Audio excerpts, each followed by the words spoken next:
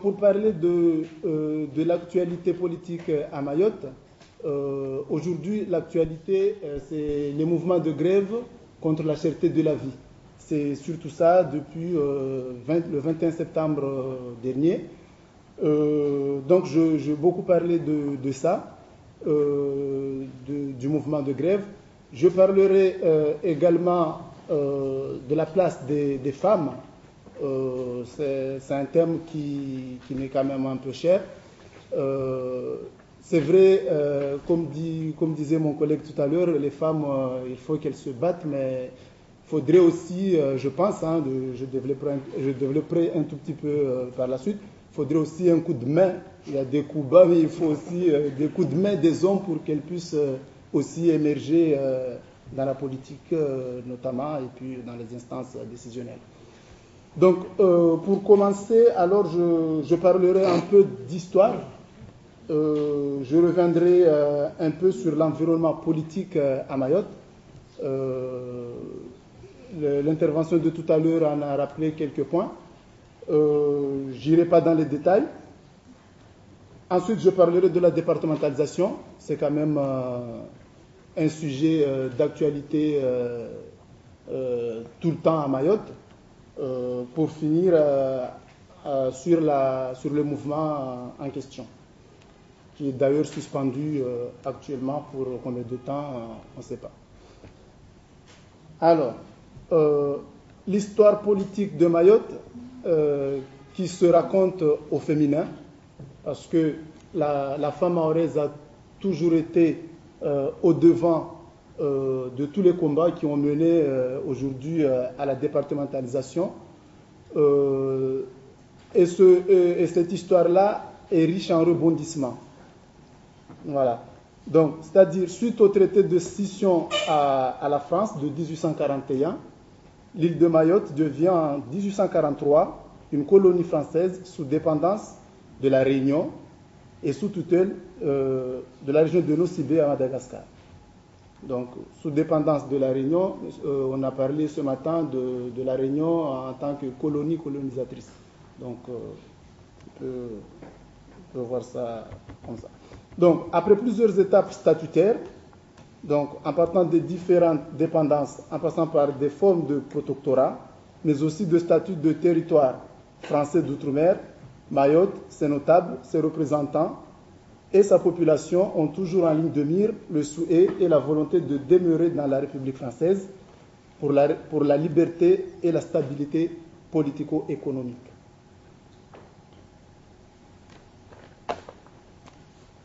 Ensuite, en complément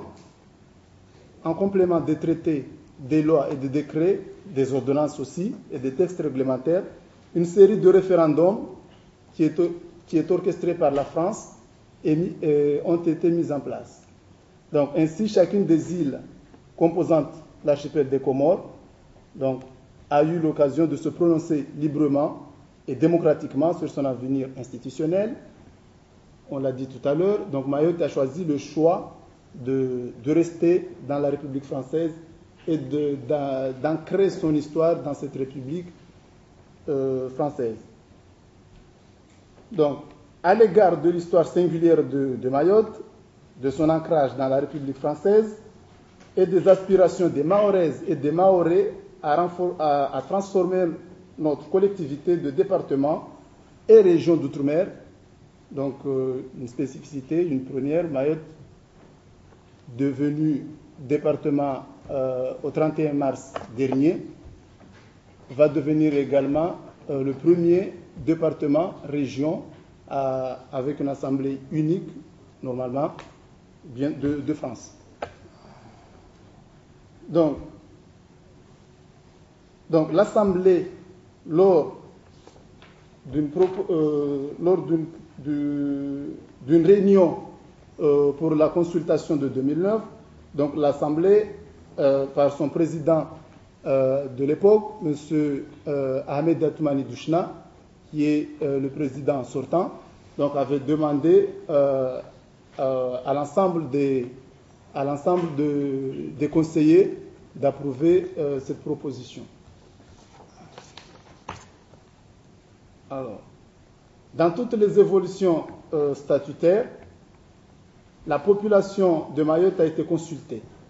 De surcroît, les nouvelles dispositions de la Constitution, dans son article 72.4, disposent que nul changement de l'un vers l'autre des régimes prévus par les articles 73 et 74 ne peut se faire sans le consentement de la population concernée. Donc, avait rappelé lors de cette réunion M. Duchna. Donc, que de chemin parcouru depuis 1958, c'est-à-dire depuis que les hommes comme Georges Nahouda, Marcel Henry, le président Younous Abamana et des figures historiques telles que Mme Zenam Dere, qui a toujours été au front, en première ligne, Mme Bouenim Titi, Mme Zena Neres, qui est l'une des dernières chatueuses, on va y revenir sur le terme, à rester en vie et à faire entendre sa voix, même actuellement lors de ces mouvements. Et d'autres ont forgé en quelques générations une véritable conscience collective de la départementalisation de Mayotte. Alors, sans évoquer de manière exhaustive des évolutions politiques institutionnelles engagées et obtenues durant ce laps de temps, permettez-moi, donc, mesdames et messieurs, de rappeler quelques faits et dates majeures que les Mahorais gardent précieusement en leur mémoire, car ce sont là des éléments qui plaident pour l'adoption à l'unanimité. Donc là, je reprends un peu des mots toujours de M. Duchina lors de cette réunion, de la résolution. Donc en 1958, le congrès de Tsunzu a été l'occasion d'évoquer la consultation des Mahorais sur la départementalisation. En 1976, le 8 février et le 11 avril 1976, les Mahoraises et les Mahorais ont été consultés. Donc ils ont exprimé à ce moment-là leur volonté de demeurer français et leur choix de statut de dôme déjà en ce moment-là, en 1976. Le 2 juillet 2000, les Mahoraises et les Mahorais ont à nouveau été consultés et la consultation populaire a abouti à la loi du 11 juillet 2001 relative à Mayotte.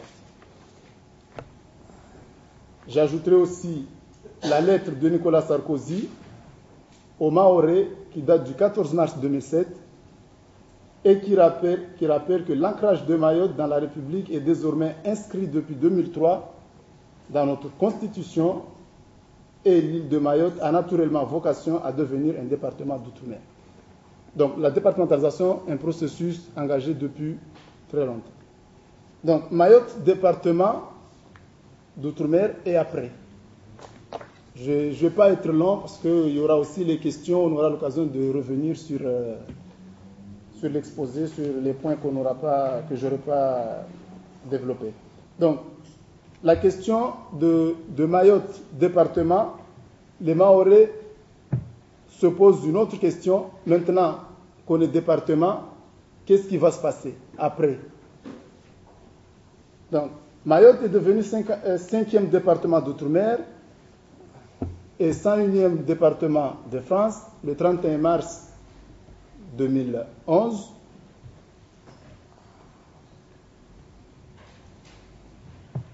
Voilà.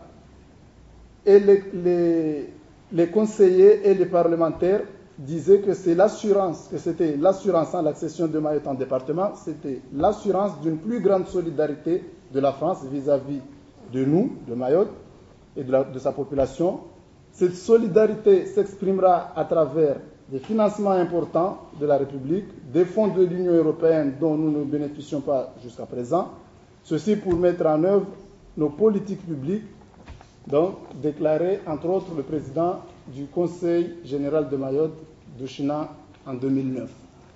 Aujourd'hui, l'ensemble des Mahorais se demandent où sont ces promesses, où sont ces financements qui ont été avancés en 2009. On est en 2011.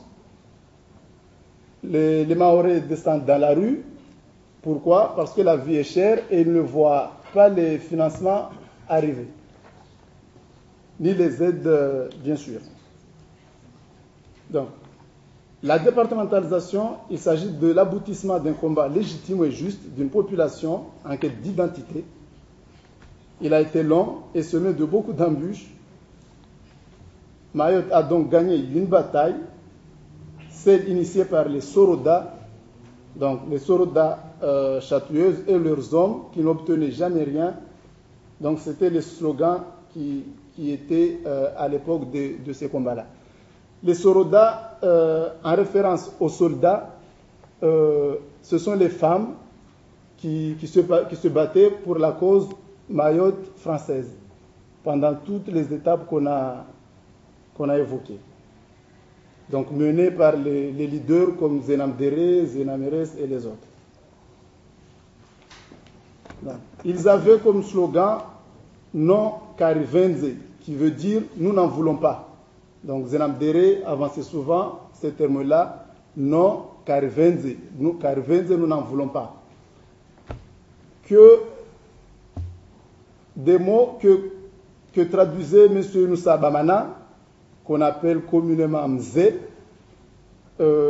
par nous n'en voulons pas d'indépendance à la merde, à la con, et il disait toujours, vous m'excuserez le terme. Donc, il y avait aussi, nous voulons être français pour être libres. Ça, c'est toutes les femmes, même aujourd'hui, on entend les mots, on entend les termes. Quand on est français, on est libre. On veut être français pour être libre. Donc, le combat reste toujours d'actualité. Et depuis le 31 mars 2011, selon le pacte de la départementalisation,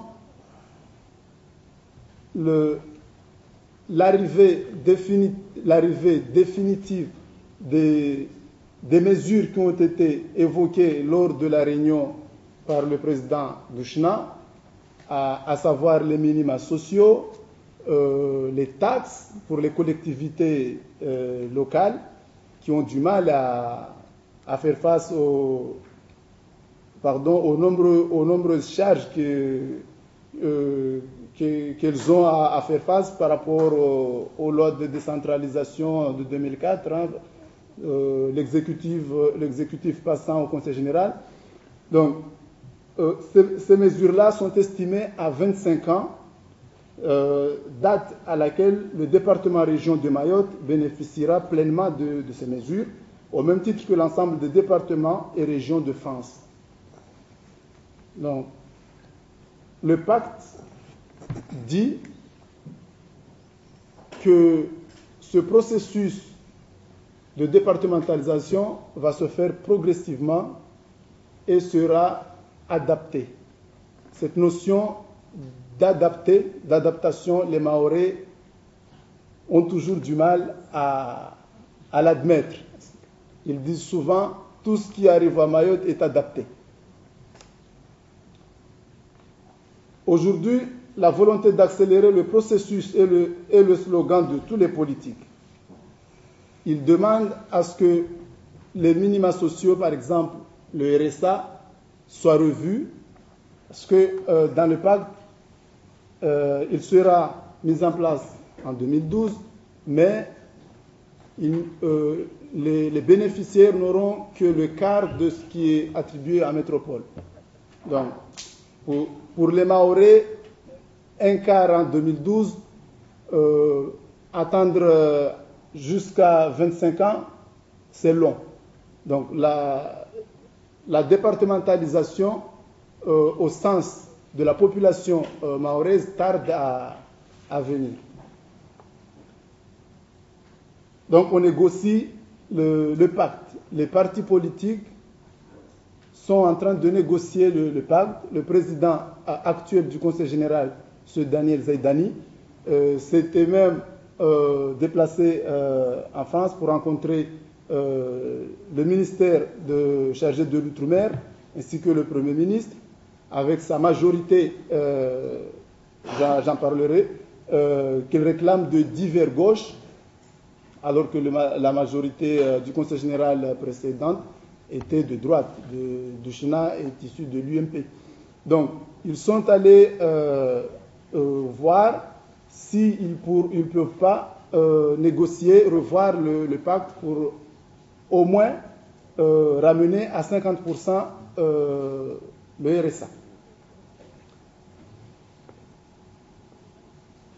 Le pacte envisage également de privilégier la responsabilité, favoriser l'économie de marché et un développement économique fondé sur les atouts propres du territoire et encourager les revenus du travail personnel, préserver l'environnement.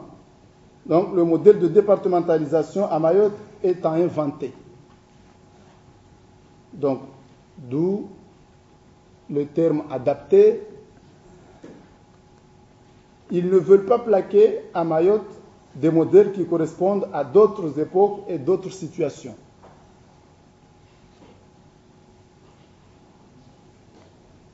Donc, comme je l'ai dit, la départementalisation région de Mayotte à assemblée unique est vue, en tout cas est présentée comme une nouvelle organisation des collectivités territoriales et est envisagée dans la réforme territoriale qui est encore en discussion en métropole.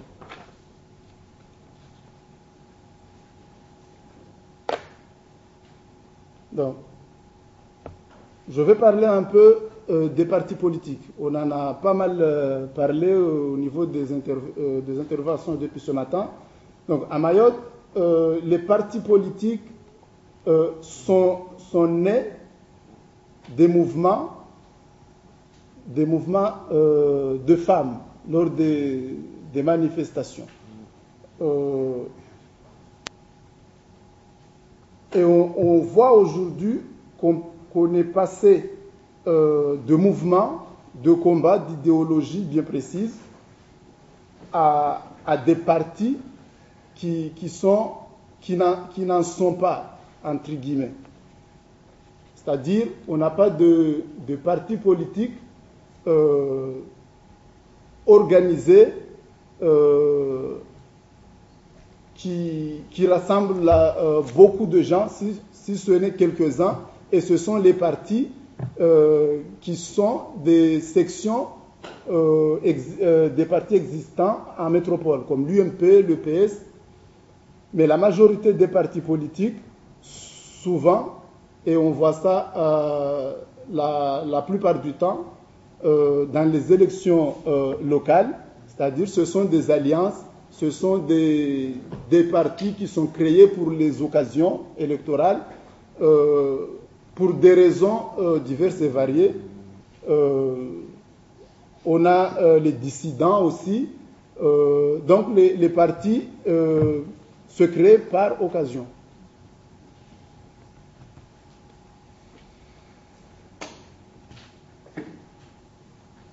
Donc, on a un peu une politique, par rapport aux partis, une politique qu'on peut qualifier à deux étages. C'est-à-dire, il y a les partis bien organisés, comme je l'ai dit tout à l'heure, l'UMP avec une section de jeunes UMP qui est très active, qui mène des actions partout sur l'île, qui est présent dans toutes les communes. Et on a des partis locaux qui se créent et qui essayent de se créer un chemin. Et c'est le paradoxe, si on peut dire ça, c'est que ces partis-là qui naissent comme ça, occasionnellement, sont populaires et gagnent souvent les élections locales. Et quand ils arrivent aux élections comme à la présidence du Conseil général, par exemple, on ne les voit plus, sont obligés de se rallier aux partis nationaux pour pouvoir exister. Donc, voilà. Donc, pour revenir aux partis, on a les deux partis les plus anciens qui servent de base aux autres. Ce sont le MPM, le Mouvement populaire mahorais, qui est issu des mouvements des femmes, des Soroda, qui est un prolongement politique donc, du mouvement insurrectionnel des Soroda, mouvement de lutte, mouvement de lutte féminin mené par Zenam Béré, qui explique les choix politiques des Mahorais, notamment la départementalisation. L'arrivée de Zenam Dere en 1966 accélère les choses, parce que Zenam Dere, avant, était parti à Madagascar, donc pour des études. En tout cas, elle n'était pas sur le territoire. À son arrivée en 1966, les Soroda ont eu un leader qui est toujours devant à l'occasion des mouvements pour les mener. Le 2 août 1966, la révolte se structure sur les bases d'un parti politique donc, qui sont jetés, le MPM, Mouvement populaire mahorais, qui reprend les thèmes de la lutte.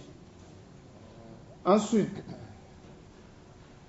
parlant un peu de religion, le serment de fidélité dans la mosquée à Sada, qui consacre la création du mouvement, et les principaux leaders, en plus de Zenam Dere et de Chatiot, donc les leaders Marcel Henry, Zoubeir Dinani, Abdallah Oumadi et Younoussa Bamana prêtent serment pour la vie à la cause séparatiste mahoraise et au maintien de l'île dans la République française. Donc, on est passé par la religion, on a prêté serment qu'on restera MPM à vie pour défendre cette cause de Mayotte française. Voilà. Qui est né, bien sûr, le MPM est né d'un simple mouvement, entre guillemets, un simple mouvement de femmes, de Soroda, qui se battaient pour une cause légitime, on peut dire.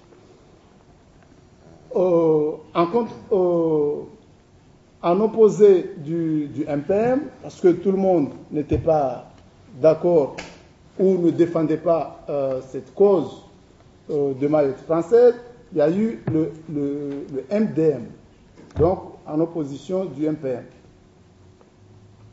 Donc, on revient, le référendum du 22 décembre 1974 sur l'autodétermination de Mayotte, demandé par le MPM, à 65,30%, les Mahorais ont répondu non à l'indépendance. Donc, ça a été dit tout à l'heure. 99,42% des Mahorais pour le maintien dans la République lors d'un référendum du 8 février 1976. Donc, ça.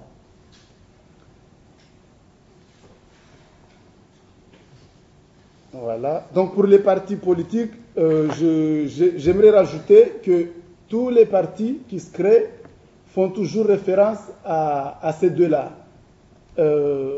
MDM ou MPM, les bases.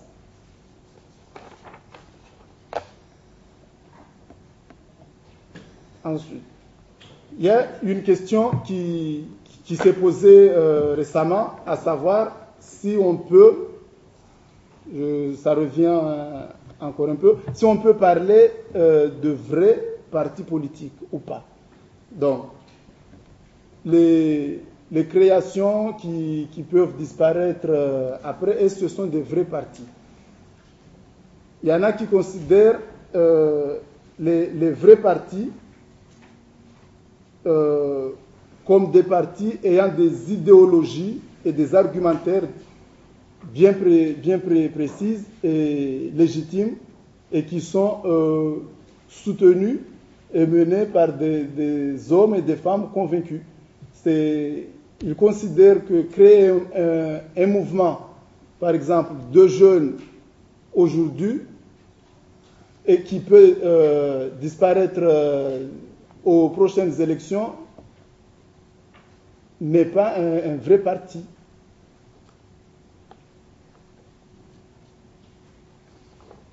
Ensuite, j'attaque la partie sur le mouvement contre la cherté de la vie, qui a commencé au 21 septembre 2011 et qui s'est amplifié à partir du 27, qui fait que l'île de Mayotte a été paralysée pendant un bon moment et qui est aujourd'hui suspendue et qu'on entend qu'il serait possible que ça reprenne très prochainement, peut-être la semaine prochaine. Donc, on ne peut pas dire que les élus locaux et les représentants de l'État aient vraiment aidé à l'apaisement du conflit. Au contraire, leurs interventions mal inspirées, maladroites et mal vues ont contribué à sa radicalisation et à son enracinement. C'est-à-dire que lors du mouvement, les élus, au départ, n'étaient pas présents.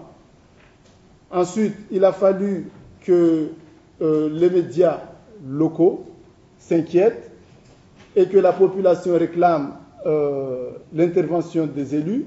Et quand ils ont intervenu, souvent, il y en a qui essaient de récupérer le mouvement en se mettant aux côtés des manifestants.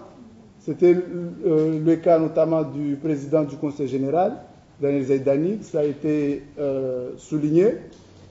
Il a été aux côtés des manifestants 2 jours et il a disparu. Ensuite, il y a eu une réunion de tous les élus du Conseil général qui sont descendus dans la rue aux côtés des manifestants. L'intervention musclée, entre guillemets, des forces de l'ordre a fait qu'il y a eu certains élus, notamment le premier vice-président, M. Ibrahim Aboubakar, de mouvance Parti socialiste, a été bousculé. Et le lendemain, on n'a plus revu les élus. Ils sont repartis. Donc, il y a eu une impuissance des élus à régler en tout cas, à intervenir. Ils ont eu du mal à intervenir sur le mouvement. Le journal Upanga, qui veut dire coupe-coupe en maoré, il y a un journal un peu de l'ordre de canard enchaîné, parlait beaucoup de cette intervention du président du Conseil général en disant qu'il ne savait pas ce qu'il fallait faire. C'est-à-dire que la population et que l'État aussi attendait à ce que le Conseil général, par son président, soit un intermédiaire, soit au centre, parce que le conflit, en gros, opposait la population, la grande surface, et puis l'État qui était là en tant qu'arbitre, en tout cas c'est ce qu'il disait, en tant qu'arbitre pour essayer de mener les négociations à ce qu'on arrive à un consensus. Donc le Conseil général, comme estimait le journal Upanga, devait être aux côtés de l'État en tant qu'arbitre, en tout cas intermédiaire, et ne pas aller sur le front. Et le président Zaidani lui expliquait son geste et celui des autres conseillers par le fait qu'ils sont citoyens mahorais, donc des consommateurs, et qu'ils avaient toute légitimité à être aux côtés de leurs compatriotes pour cette cause-là. Donc, pour ce mouvement, il y a eu des incidents. Après 44 jours, on a recensé un œil qui est cassé par tir de flashball.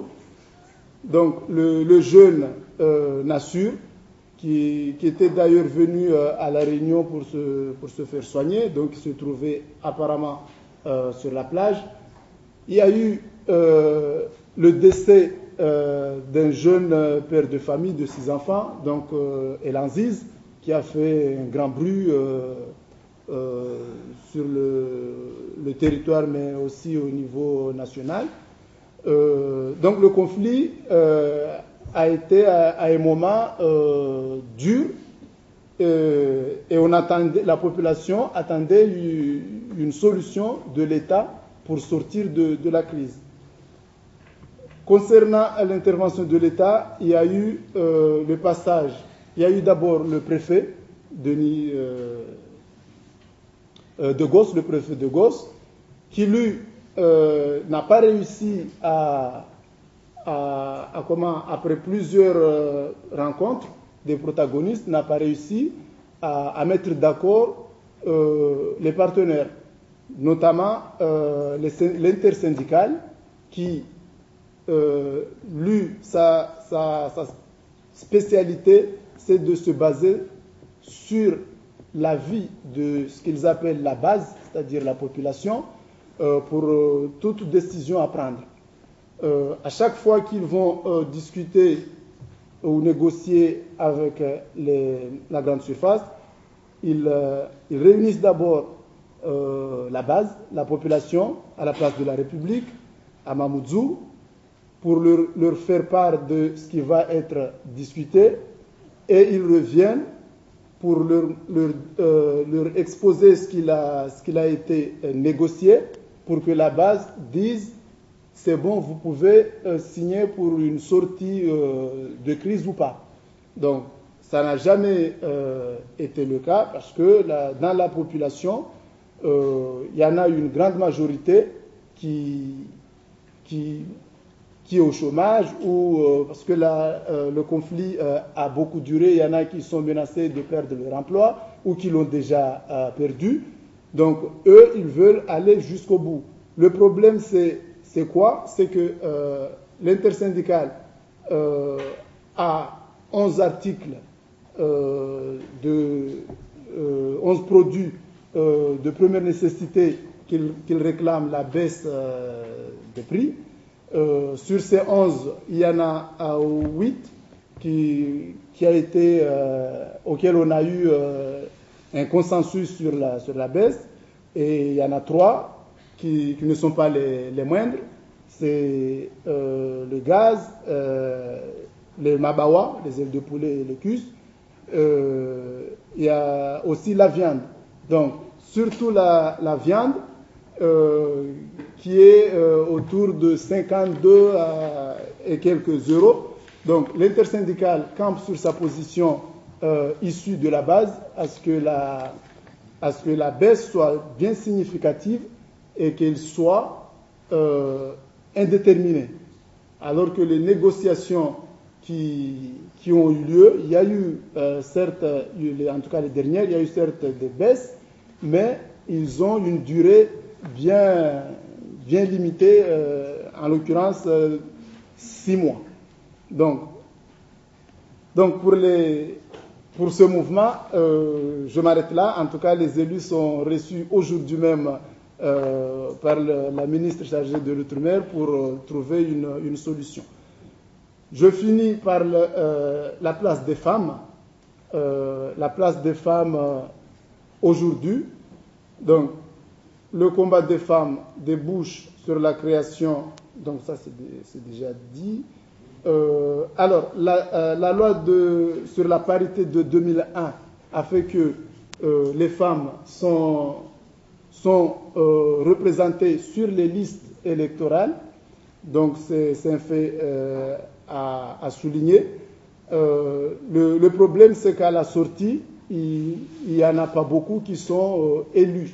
Elles sont sur la liste à moitié, mais il n'y a pas d'élus. Donc aujourd'hui, Mayotte compte 2 femmes maires et une conseillère générale qui est également vice-présidente du conseil général. Donc c'est à souligner parce qu'il y a peu de temps, en 2001 par exemple, il n'y en avait aucune, donc ça date de 2008. Donc c'est à encourager et en tout cas à suivre. Voilà. Donc je m'arrête un peu là pour voir par rapport aux questions.